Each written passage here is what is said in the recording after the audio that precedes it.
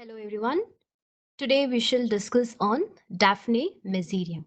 So this is a plant of mesoreum and the part which is used for the medicine is the bark. When the flowers and leaves uh, before they appear, the bark is used. The main important symptom to remember about mesoreum is that there are two components. One is the syphilitic miasm and one more is the scrofulous diathesis. So all the symptoms are mixture of these two. So syphilitic miasm symptoms like violent itching of the whole body, caries of the bone, periostitis of tibia, toothache, aggravation, worm, violent burning, and most importantly, all the symptoms are aggravated in night.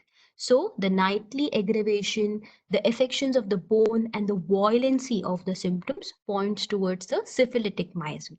And coming to the scrofulous diathesis, there is glandular swelling and inflammation.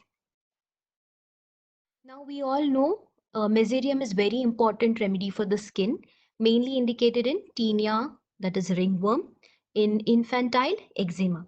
So as we know, it is very difficult to treat tinea and there are many remedies which we try. But the main important point to know about mesoreum is that we can give mesoreum only when there is strongly marked inflammatory symptoms. You cannot give mesoreum in a tinea condition where the lesions are very dry and only flaky with minimal itching. There should be marked inflammatory symptoms, very important. That means the eruptions are very moist, there is pus filled thick scab and offensive, so they are extreme severe lesions what you see. And again, the modality is worse in the night and heat of the bed. It is also indicated in shingles having the same modality. It is worse in the night and warmth of the bed. Next, coming to neuralgia, mesoreum is very important remedy for neuralgia. So neuralgic pain with twitching of muscles, cheeks, eyelids.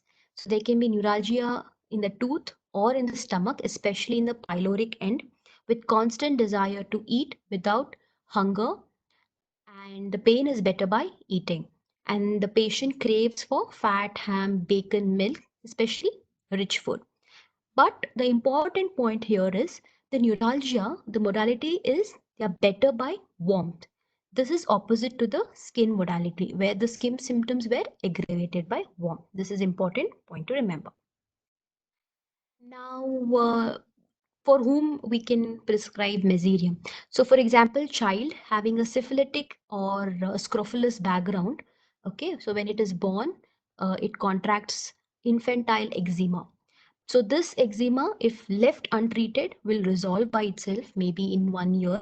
But if it was treated locally with some external applications, then the eczema is suppressed and the child can come up with bronchitis, asthma, pneumonia, kidney disease, even to an extent of deafness.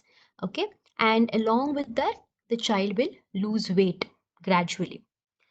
And in adults, you can see these combinations like melancholia with a history of suppressed skin eruptions and neuralgia. Neuralgia can be in any part, maybe tooth, maybe stomach, or any part of the body.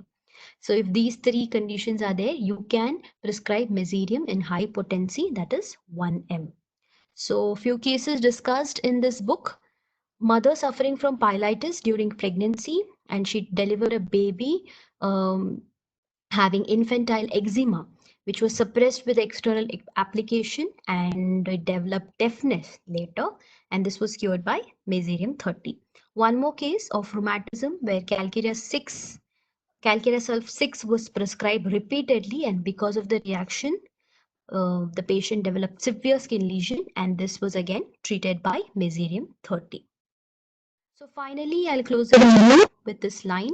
So we see a lot of patients, they develop skin symptoms while they are on the constitutional remedy.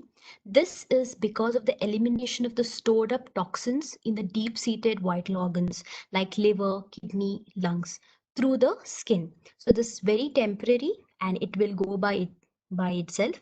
But if it is very severe, you can either repeat the constitutional remedy or give a remedy which is similar to the presentation in a lower potency. Okay, so this was it. Thank you.